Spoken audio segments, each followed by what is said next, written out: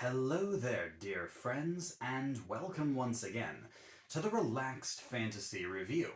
Today, we're going to be discussing another character build for beginners.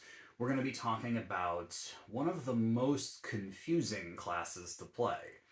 Spellcasters in general in D&D are considered more complex than martial characters. People like fighters and barbarians pretty much do the same thing all the time. Run in, hit things, and they're very good at it.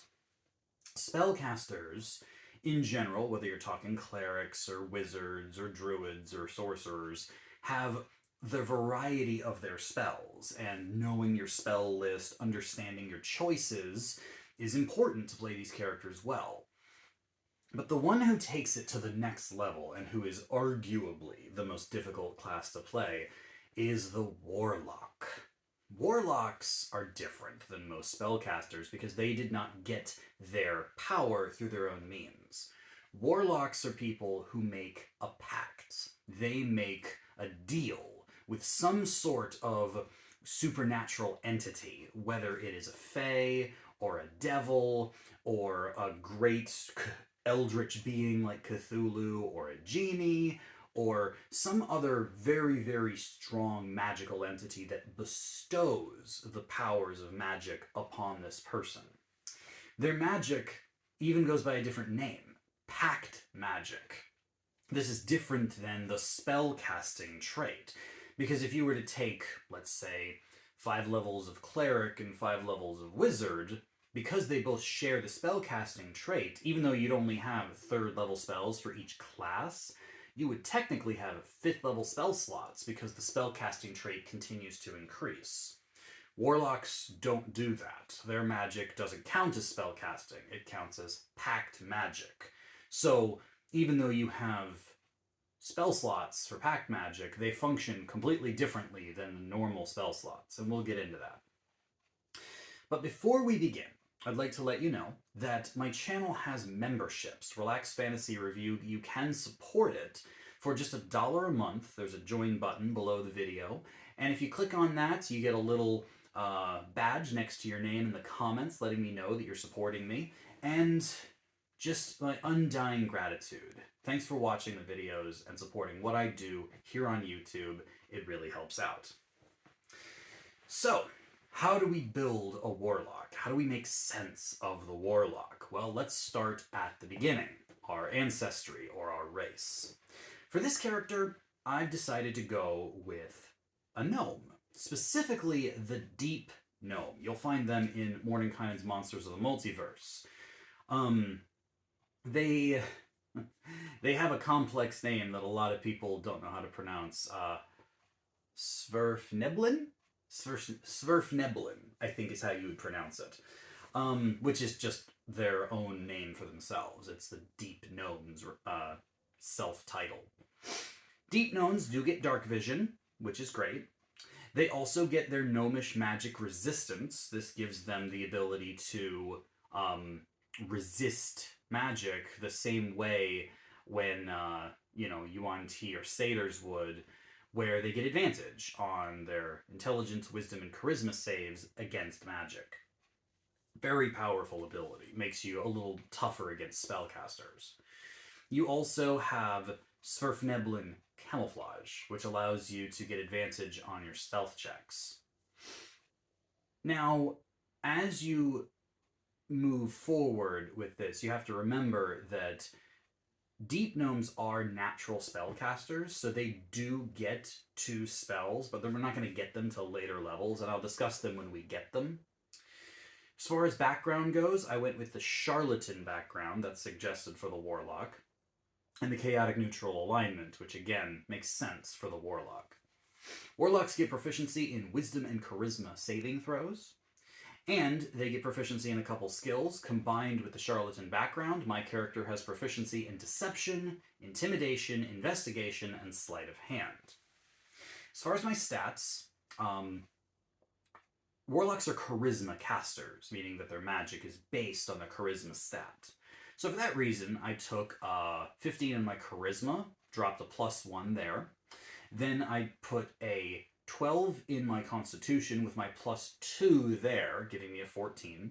Then I took a natural 14 in dexterity, dropped a 10 in strength, 10 in intelligence, and an 11 in wisdom. I got proficiency with simple weapons only, as well as light armor. So definitely getting a sort of roguelike feature when it comes to our combat abilities. We also have D8 hit dice. So other than the fact that we don't have quite the weapon variety, we're equipped similar to a rogue.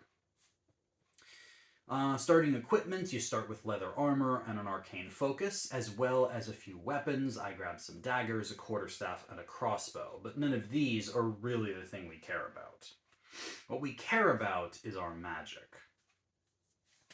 Warlocks start the game with a couple cantrips and a couple spells. Here's how this works. There is a spell that most warlocks take. Pretty much every warlock I've ever seen takes this spell. It is only for warlocks. Other characters would have to take a feat to get this.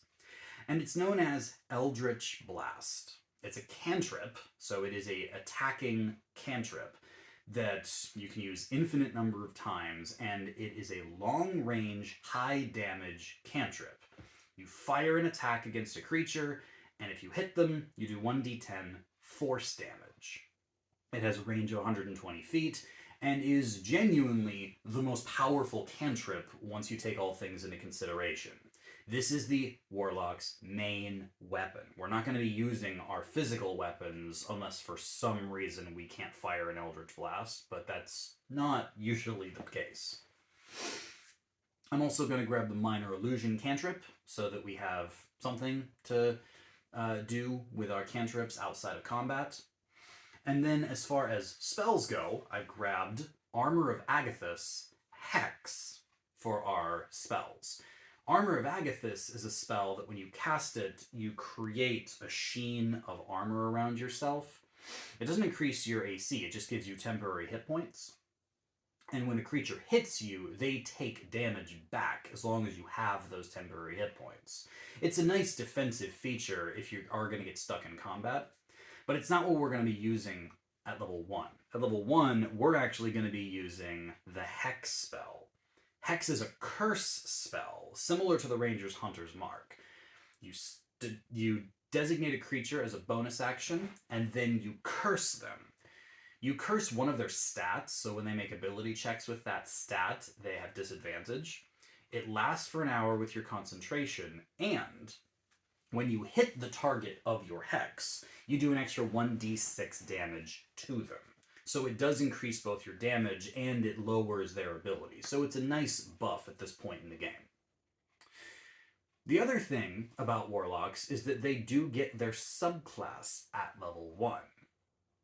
For this purpose, the subclass isn't giving us a whole lot when it comes to abilities. You get an expanded spell list, but unlike other classes, the spell list isn't automatically added. You just get more spells to choose from when you're picking your spells. And I didn't use the ones from my subclass. But I did choose the Fiend subclass. This is the classic sell your soul to the devil Warlock. And you gain the power Dark One's Blessing.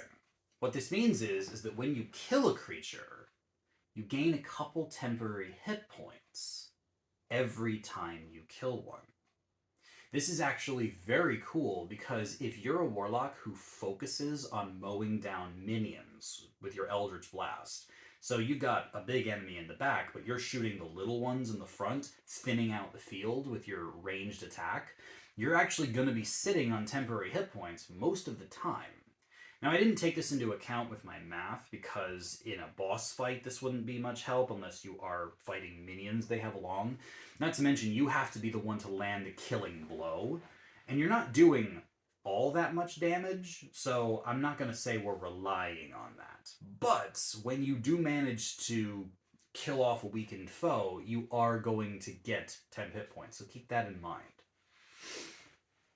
So here we are at level 1. Level 1, what are we doing? We're hexing, we're Eldritch Blasting. You can do that straight away from the beginning. Our armor class is only 13, and our hit points are 10 at this level. Against a CR 1/4 creature, we're going to hit them about 65% of the time. Our charisma modifier is +3, our proficiency is +2, so our attack bonus with Eldritch Blast is +5. We'll get hit about 65% of the time, do 9 average damage. That's 1d10 plus 1d6. And that's assuming we're attacking the hexed target. Also, I didn't mention this earlier, but if the hexed target dies, you can actually shift your hex to a different target with a bonus action. This is particularly helpful because Warlocks only have 1 spell slot at this level. Just 1. Now, level 1 sorcerers and wizards have 2 spell slots. The cool thing about Warlocks is that their spell slots come back on a short rest instead of a long rest. So all you have to do is sit and chill for an hour, and you can get your spell slots back. That's handy. But because Hex lasts for an hour, you can move it with a bonus action without using your spell slot, as long as you keep your concentration up. In any case, back to the math. CR 1/4 creature, 65% chance to hit, 9 average damage, 5 rounds to take them down. A CR 1 creature, same percent chance to hit, 65, same average damage, 9 rounds to take them down. Now, you are a spellcaster.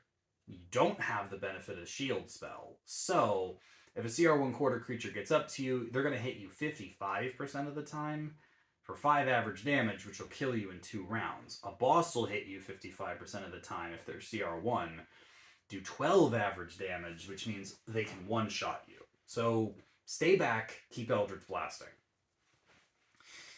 Now, at level 2, Warlocks get a very cool power, the Eldritch Invocations. Invocations are a unique thing to Warlocks, and what they effectively are powers that are similar to magic, but you get to choose which ones you want. Instead of casting them with spells, a lot of them allow you to cast spells for free, basically turning leveled spells into cantrips for you, or giving you extra abilities and proficiencies. For example, the 2 that I'm choosing here, Agonizing Blast and Eldritch Mind. Agonizing Blast means that when you attack with Eldritch Blast, it is actually an invocation that powers up Eldritch Blast specifically. Agonizing Blast adds your charisma modifier to the Eldritch Blast damage. So instead of doing 1d10, you're doing 1d10 plus 3. That's significant since no cantrip really has that power. It helps close the gap between cantrips and martial weapons. Eldritch Mind, a couple times per day when you make a concentration check. If you fail that concentration check, you can spend a use of your Eldritch Mind to get advantage on the concentration check. Eldritch Mind really, really helps keep concentration. It actually makes the Warcaster feat a little more redundant. So we're not going to lose concentration on Hex very easily. Now, at level 3, we're going to get our Pact. Now, this is different than Pact Magic. That's where our spell casting comes from. We're going to get a Pact instead. This can be one of 4 things. Pact of the Blade, which allows you to summon weapons if you're a fighter, a melee combatant. Pact of the Chain, which allows you to learn Find Familiar, as well as get special familiars, like ones that can turn invisible or attack. You can get the Pact of the Talisman, which gives you a special medallion that gives you some skill proficiency buffs. Or, the one I've chosen, Pact of the Tome. I think Pact of the Tome is the best one. When you choose Pact of the Tome, you get a Book of Shadows. And the Book of Shadows allows you to learn 3 extra cantrips from any spellcaster's list. So I went ahead and grabbed Mage Hand, because that's an awesome cantrip. Guidance, which normally is reserved for the Cleric and Druid, and does some great things for skill checks, as well as Thorn Whip, a Druid cantrip which allows you to attack creatures and pull them towards you. Good for battlefield control. You also get 2nd level spells at level 3, and this is where the Warlock gets complicated. You see, Warlocks don't keep their spell slots the same way everyone else does. At level 3, a regular caster keeps 4 first level spell slots, and gets 2 second level spell slots for a total of 6. Warlocks don't do that. A level 3 Warlock has 2 spell slots total, and they are always second level slots. What this means is if you cast a first level spell like Armor of Agathis or Hex, you use a second level spell slot to do it because that's all you have. This means your spells get automatically upcast, but you still only have 2 spell slots compared to the 6 that other casters have. This is where the short rest mechanic really comes in clutch, because you're going to use your spell slots 1 or 2 per fight, rely on Eldritch Blast for your damage, and then you're going to need a short rest to cast your spells again. The way that a lot of people make up for this is by getting their spells from extra locations. For example, our Deep Gnome heritage lets us cast Disguise Self once per day for free.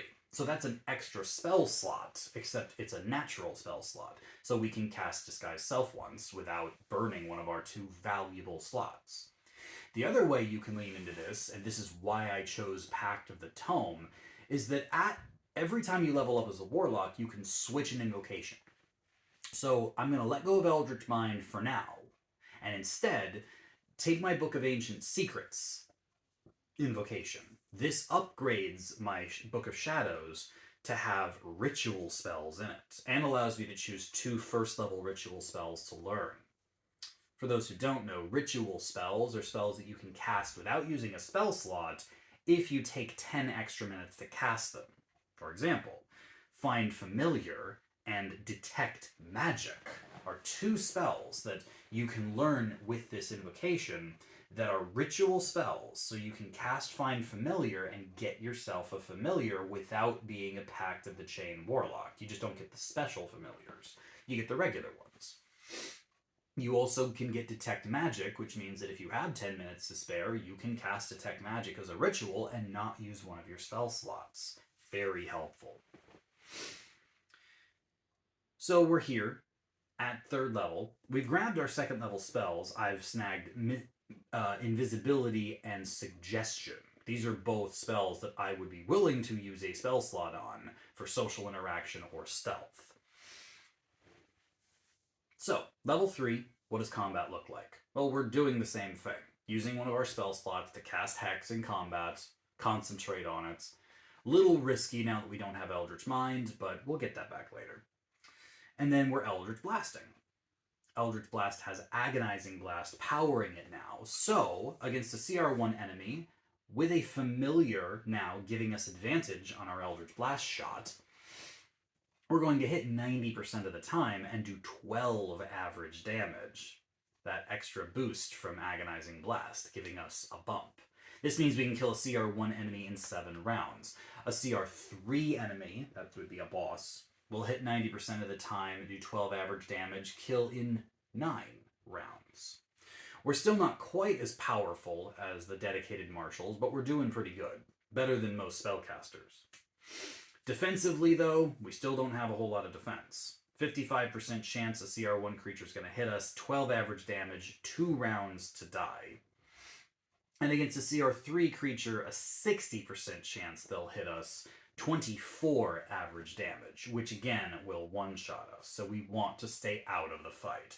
Our Dark One Zone Blessing will give us 10 hit points as we need them, but we have to make sure that we're not relying on that too much. Now, level 4, we're going to get our ability score increaser feat, and for this one, I chose Crossbow Expert. You may be wondering, why choose Crossbow Expert?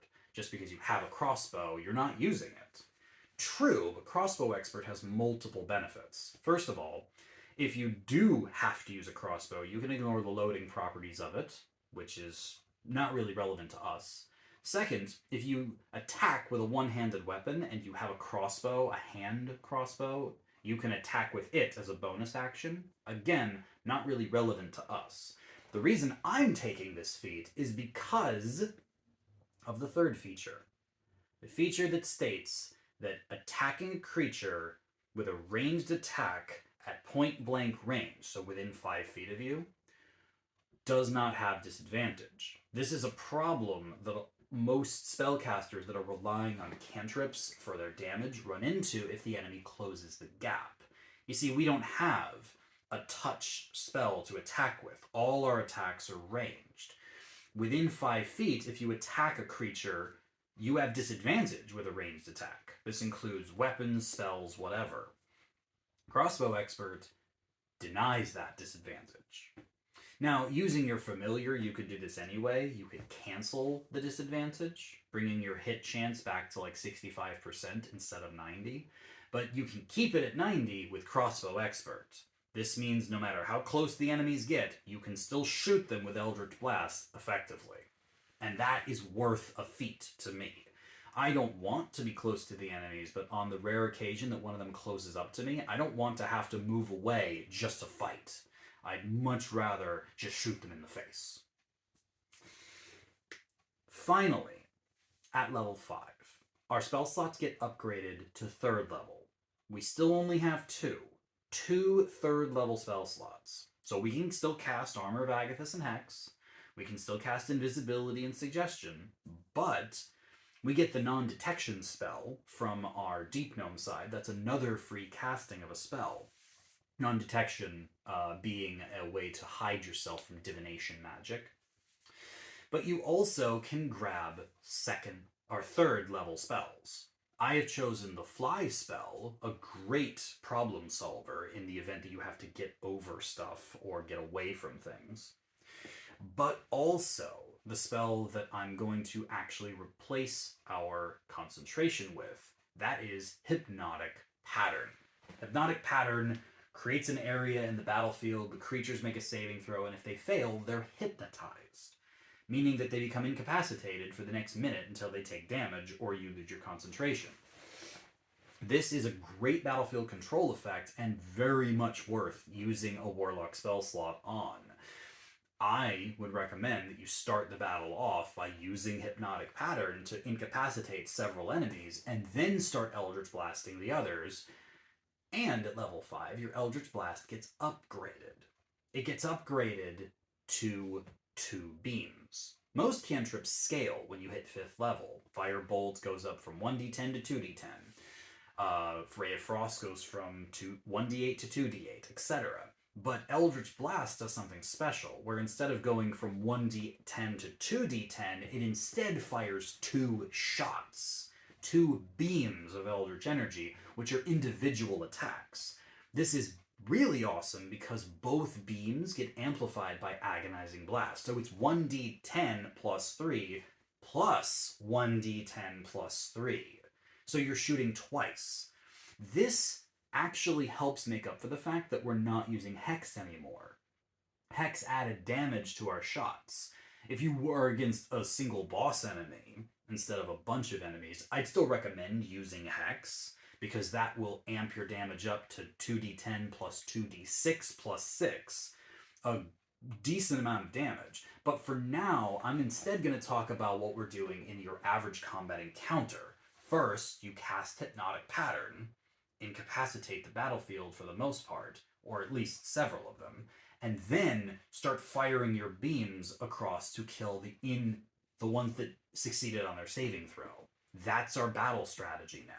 We're still getting advantage on at least one of our shots from our familiar. So against the CR2 creature, we now have a 95% chance to hit, thanks to the bump we took in our proficiency bonus. Our attack bonus is now +6. We're going to do 17 damage on average if both beams hit. That takes 6 rounds to kill a CR2 creature. Against a CR5 creature, that is a boss monster, we'd have 85% chance to hit, 17 average damage, 8 rounds to take them down. Defensively, we're not looking that much better, to be honest. 55% chance to take a hit from a CR2 creature, 18 average damage, that's 3 rounds to kill us. CR5 creature, 70% chance to hit us. Our AC is still 13. 36 average damage, 2 rounds to take us down. Oddly enough, they aren't going to be one-shotting us on average anymore.